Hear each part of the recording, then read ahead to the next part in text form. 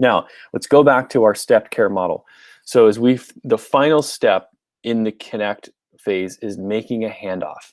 And so we want to make a handoff to the next step of care as we understand it through our stepped care approach and our pyramid. So the definition really quick again of stepped care is a strategy of delivering and monitoring care responses so that the most effective yet least resource intense option is delivered first, only stepping up to more intense responses as required and depending on the level of distress. So if we're at the beginning level, offering spiritual first aid, which is the bottom of the pyramid, we need to know that there is another step up, and we need to make a handoff to that as we feel like there needs to be follow-up. But we also need to know that there's other tiers that if we think that there's a threat to basic safety, life-threatening circumstances, abuse, or something like that, we need to step someone up to go up to step 4. And as it happens, I was recording this training, and that actually happened. And I got a phone call. It was an emergency. I walked the person through the ability to access that step 4, because people who are in that step, we either need to call 911 for them, or we need to tell them, look, you need to put the phone down and call 911. Those are instances where someone's safety, physical safety, is being threatened immediately. So there's bodily harm that's imminent, or perhaps that they perceive as imminent. There's an ongoing abuse that you hear about.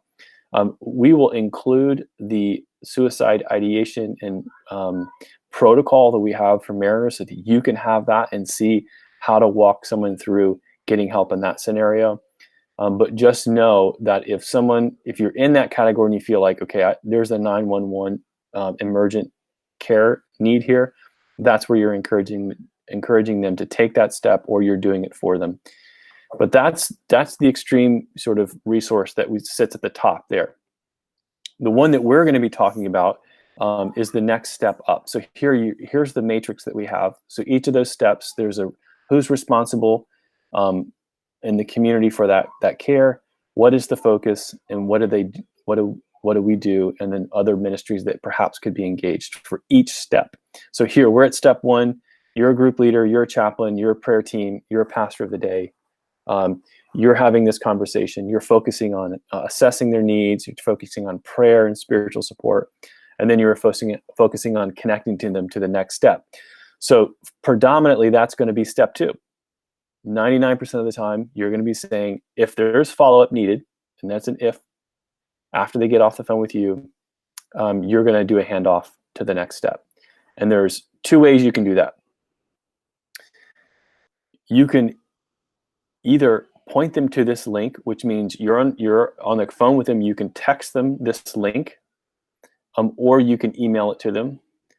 It's obviously going to be difficult to give it over the phone, but this is a link that we are handing out through these types of calls. So this is not a link that we're just throwing out to the public and saying, hey, look, here's a form. We want this to be a relational handoff. So which means either you're going to give them the link through the text or an email, or you're going to click on this link yourself and fill it out for them. And what it is an RSVP for our second tier, our second step of our crisis response team to reach out to them within 24 hours. So it's an RSVP. It's saying, hey, I'm here.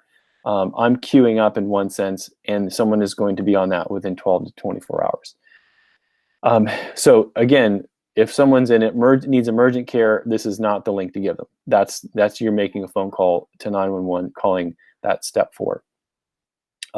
This is if there needs to be follow-up. That the spiritual first aid I've offered has been helpful, but we can see that there is a need for something else that's more ongoing and intense. So that would be the step 2.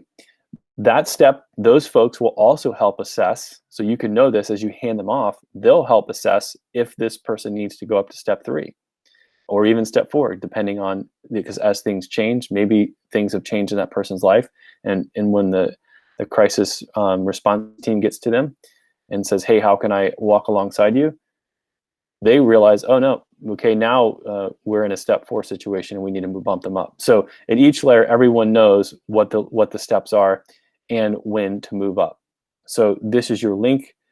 This is going to be, you'll have received this in the email that was sent to you for the invite. You'll also have this entire presentation. You should have it that was sent to you in the email for the invite for this training. If you don't have it, please email care, C-A-R-E, at marinerschurch.org to receive this full presentation.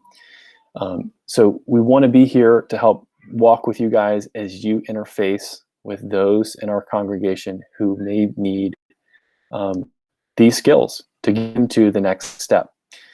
So I love what you guys are doing. Thank you for being a part of this training.